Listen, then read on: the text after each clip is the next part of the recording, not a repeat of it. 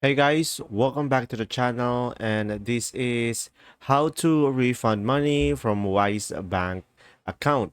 So guys, if your transfer gets canceled or the recipient bank sends the money back to the Wise, they will automatically refund it to the bank account or card that you pay with. So guys, remember that you won't have any problem because if you sent the money from your Wise balance, they will refund it to the balance that you use.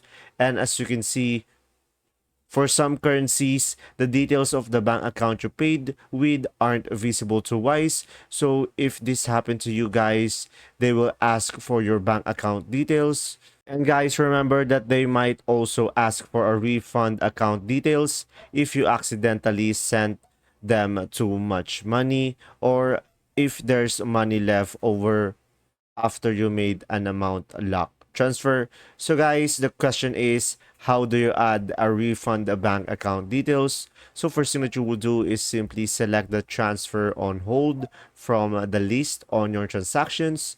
And after that, just simply select fix your transfer. And from there, just simply provide your bank account details. And this should be the same bank account that you have paid with.